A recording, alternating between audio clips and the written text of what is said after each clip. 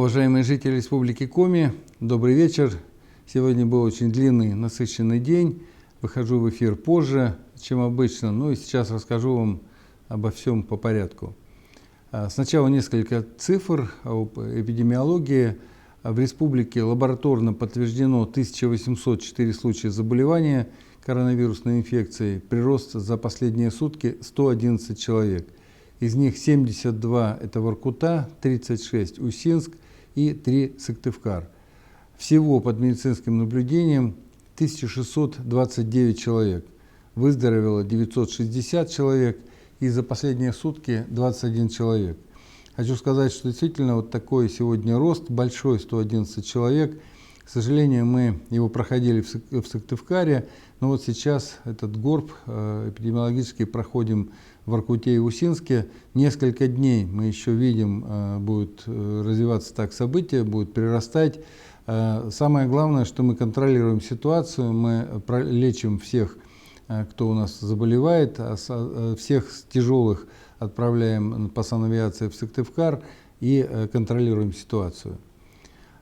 Сегодня я принял участие в заседании Совета по гармонизации межэтнических и межконфессиональных отношений в Республике Коми.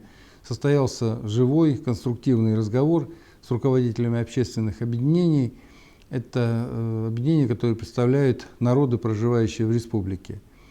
Обсудили очень много вопросов, в их числе подготовка к празднованию столетия республики, развитие внутреннего туризма, вопросы патриотического воспитания молодежи, подготовка кадров для экономики республики, ну и прежде всего для села и агропромышленного комплекса.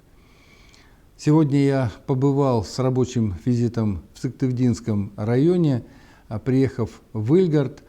Первым делом посетил Коми республиканский агропромышленный техникум, старейшее в регионе учебное заведение, которое готовит специалистов для отрасли сельского хозяйства республики. С удовольствием пообщался с педагогами, обсудили перспективы профобразования в регионе, рассказали о действующих программах подготовки, о замечательных традициях, которые есть в техникуме. Видно, что педагоги по-настоящему вкладывают душу в свое дело, и это очень важно. Также сегодня посмотрели ход работ по благоустройству общественных территорий. В этом году здесь будет отремонтирована и благоустроена 1 дворовая и 3 общественные территории, в том числе мемориал памяти павших в Великой Отечественной войне. В местах отдыха будет уложена брусчатка, установлены скамейки, светильники. В сквере у центральной площади появится фонтан и велопарковка. Благоустройство ведется на средства сертификата. Это сертификат от правительства Республики Коми, полученный в 90-летию Сыктывдинского района. Хочу сказать, что формирование комфортной среды проживания в городах, селах, деревнях – это приоритетное направление, которое найдет достойное отражение в комплексной программе развития республики. Вот сейчас, в летний период, в Коми идет активная фаза реализации проекта формирования комфортной городской среды, и уже начался сбор предложений жителей по благоустройству общественных территорий уже на 2021 год. И это дает возможность жителям самим определить приоритеты благоустройства своего населенного пункта.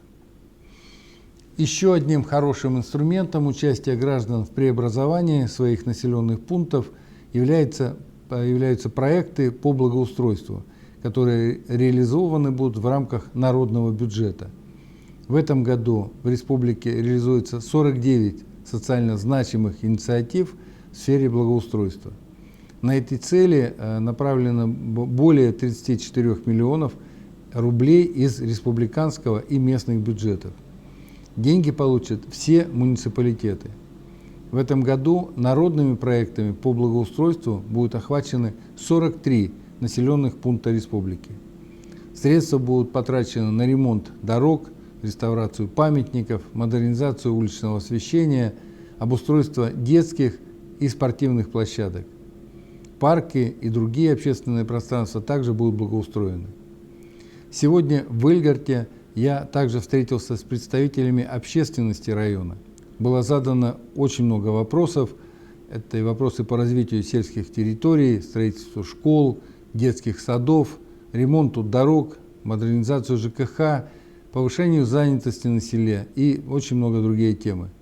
Эти темы, безусловно, волнуют людей, и здесь самое главное и ценное – это неравнодушие и искреннее желание сделать свою малую родину комфортной, обустроенной, привлекательной и перспективной для сегодняшнего и завтрашнего дня.